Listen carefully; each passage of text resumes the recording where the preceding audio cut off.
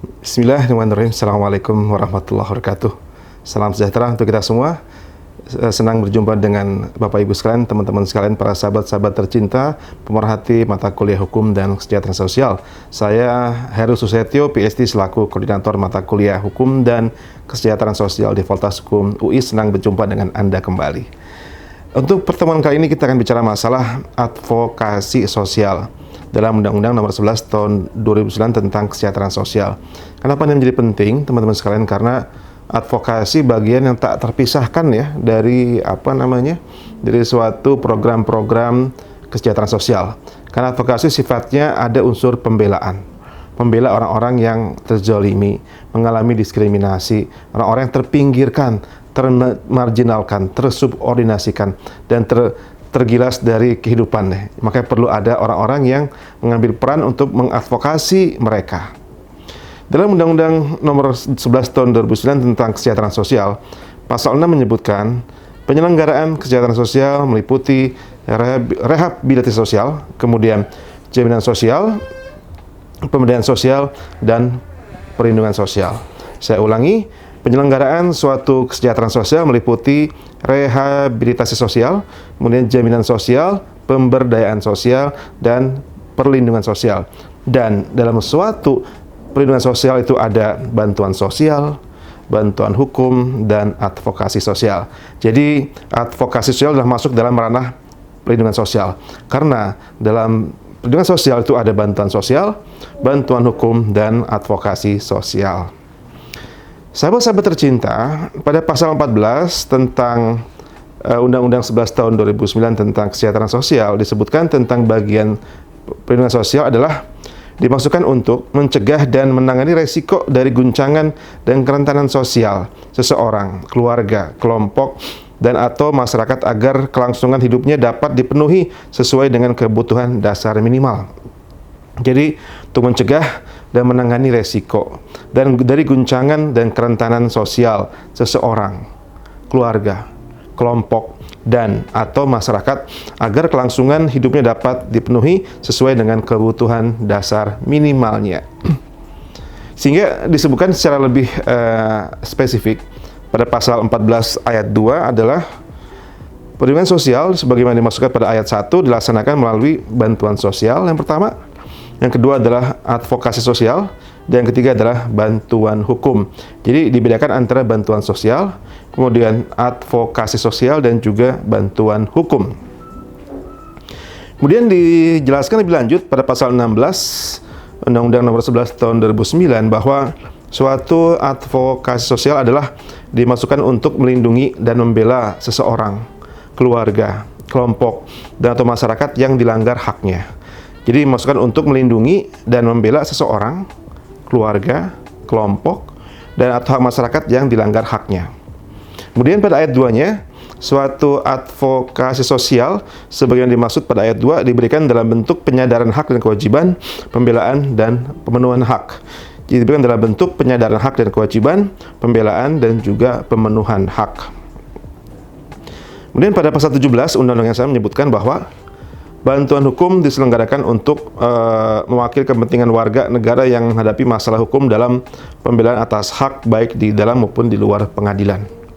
Bantuan hukum sebagaimana dimaksud pada ayat 1 diberikan dalam bentuk pembelaan dan konsultasi hukum. Jadi saya ulangi, pada pasal 17 Undang-Undang 11 tahun 2009 menyebutkan bahwa bantuan hukum diselenggarakan untuk mewakili kepentingan warga negara yang menghadapi masalah hukum baik di dalam pembelaan atas hak baik di dalam maupun di luar pengadilan. Jadi tidak selalu harus di pengadilan ya, bisa juga di luar pengadilan.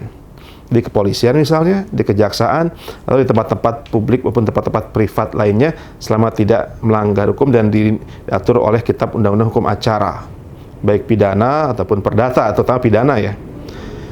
Kemudian bantuan hukum sebagaimana dimaksud pada ayat 1 diberikan dalam bentuk pembelaan dan konsultasi hukum.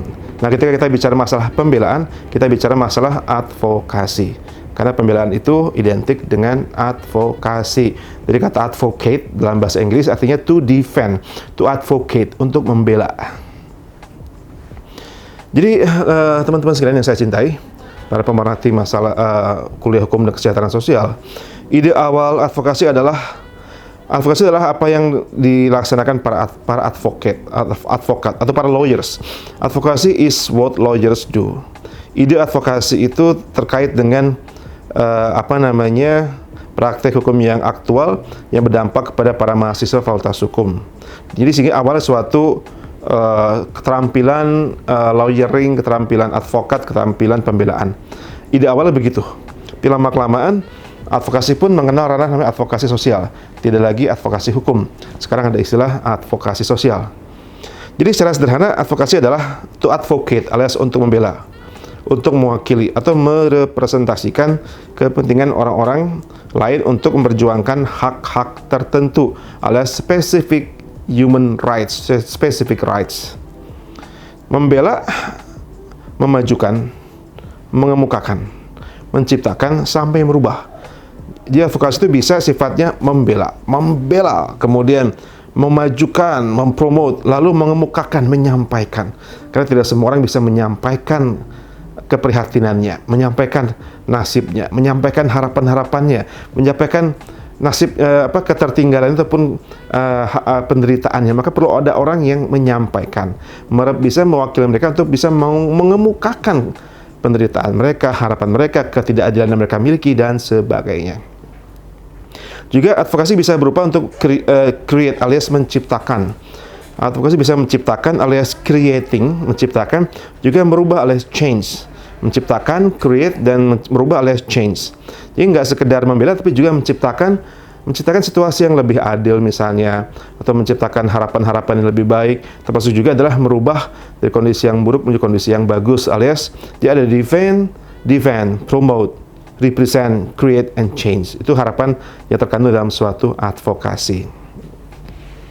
Secara sederhana, advokasi adalah suatu usaha sistematik dan terorganisir untuk mempengaruhi dan mendesakan terjadinya perubahan dalam kebijakan publik secara bertahap, maju alias incremental. Suatu usaha yang sistematis dan terorganisir untuk mempengaruhi dan mendesakan terjadinya perubahan dalam kebijakan publik secara bertahap, maju alias incremental. Dia bukan suatu revolusi ya teman-teman. Jadi advokasi itu bukan suatu revolusi, tapi merupakan suatu usaha perubahan sosial melalui semua saluran dan piranti demokrasi, perwakilan, proses politik, termasuk legislasi yang terdapat dalam sistem yang berlaku. Advokasi meletakkan korban kebijakan sebagai subjek utama. Kepentingan mereka lah yang justru harus menjadi agenda pokok dan penentu arah suatu kegiatan advokasi. Advokasi yang baik itu tidak semata-mata bersifat charity ya. Tidak semata-mata sifatnya kebelas kasihanan, filantropi, charity, tapi dia suatu usaha yang terorganisir dan sistematis. Bukan karena kasihan, tapi karena orang ini perlu di backup, perlu disupport, perlu ditolong, bukan karena kasihan, tapi karena dia punya hak yang perlu dibantu. Dan juga jangan blaming the victim, jangan menyalahkan korban. Memang korban tidak seluruhnya innocent, namun juga jangan melulu menyalahkan korban ya. Dan dia tidak menjadi monopoli kaum elit, namun juga organisasi rakyat di level akar rumput. Dan terakhir, advokasi adalah alat siapa saja untuk memperjuangkan perubahan kebijakan dan keadilan sosial. Jadi kenapa ada advokasi para sahabat-sahabat sekalian, para pemerhati mata kuliah hukum dan kesejahteraan sosial? Karena ada ketidakadilan. Kedua, karena ada orang yang tak mampu alias unable dan atau tak mau, unwilling, untuk memperjuangkan haknya ataupun kepentingannya sendiri. Maka perlu ada yang mewakili mereka. Ada yang mampu cuma tidak mau, ada yang mau cuma tidak mampu. Maka perlu ada orang yang mampu dan mau. Karena publik perlu fasilitator dan transformator untuk perubahan kebijakan publik ya. Jadi perlu transformator, orang-orang yang bisa merubah, dan juga fasilitator, orang-orang yang bisa memfasilitasi perubahan suatu public policy melalui advokasi. Apa yang diperjuangkan dalam suatu advokasi sosial teman-teman sekalian? Bisa terkait dengan masalah HAM, yaitu melahirkan masyarakat yang non-diskriminatif, melahirkan kesetaraan, persamaan, menghargai perbedaan alias pluralitas, mengakui hak, juga menciptakan keadilan, dan mentransformasi sosial dan ekonomi masyarakat secara gradual, secara berproses. Itu tujuan di advokasi. Melahirkan, menciptakan HAM yang non-diskriminatif, kesetaraan, persamaan, menghargai pluralitas, mengakui hak, menciptakan keadilan, dan akhirnya memfasilitasi transformasi masyarakat secara sosial dan juga ekonomi secara bertahap ya. Dan di dalam advokasi itu ada advokasi hukum, baik yang litigasi dan non-litigasi, ada advokasi sosial yang sifatnya entah asal charity, filantropi, social action, sampai community development, juga ada advokasi kebijakan publik alias ekstra litigasi. Dan apa tuh advokasi kebijakan publik? Adalah upaya untuk memperbaiki atau merubah suatu kebijakan sesuai dengan kehendak atau kepentingan mereka yang mendesakkan terjadinya perbaikan ataupun perubahan kebijakan tersebut, teman-teman sekalian. Itu suatu advokasi kebijakan publik. Dan akhirnya saya akan menyampaikan bagian akhir dari perjumpaan kita, yaitu tentang advokasi sosial. Itu adalah dia berangkat dari visi pembangunan sosial. Jadi advokasi sosial itu berangkat dari visi social development alias pembangunan sosial. Lalu dia concern, dia peduli dengan empowerment ya, pemberdayaan, dan peduli dengan people development, pembangunan masyarakat, dan juga perlu dengan cara aksi-aksi sosial alias social action. Aksi-aksi sosial itu namanya advokasi sosial. Jadi tanpa itu mungkin masyarakat akan lambat atau perlu waktu lebih panjang untuk mendapatkan kembali hak-haknya. Maka perlu ada orang, kelompok, lembaga yang bisa memfasilitasi advokasi sosial untuk mereka supaya bisa mendapatkan haknya, bisa mendapatkan kepentingan mereka bisa terwakili, suara mereka bisa disampaikan, kegetiran, kekhawatiran, ketakutan mereka bisa diminimalisir, sehingga mereka mendapat kembali suara dalam hal penentuan kebijakan yang berdampak kepada mereka semua. Maka advokasi sosial itu bagian yang tak terpisahkan dari suatu sistem kesejahteraan sosial, termasuk di Indonesia. Demikian sharing kami pada hari ini. Saya Heru Susetio, PhD. Senang sekali bisa sharing dengan teman-teman sekalian, para pemerhati, para pecinta, penikmat mata kuliah hukum dan kesejahteraan sosial. Semoga kita semakin peduli, semakin yakin, dan semakin merasa bahwa advokasi sosial bagian yang penting, dan kita harus menjadi bagian dari mereka yang perlu bantuan, sehingga kita akan membuat perubahan yang baik kepada masyarakat dan juga kepada lingkungan dan juga negara ini menuju negara kesejahteraan yang kita cita-citakan bersama. Terima kasih, selamat menikmati pembelajaran ini, dan sampai jumpa di pertemuan berikutnya. Salam sehat selalu. Wassalamualaikum warahmatullahi wabarakatuh, dan salam sejahtera.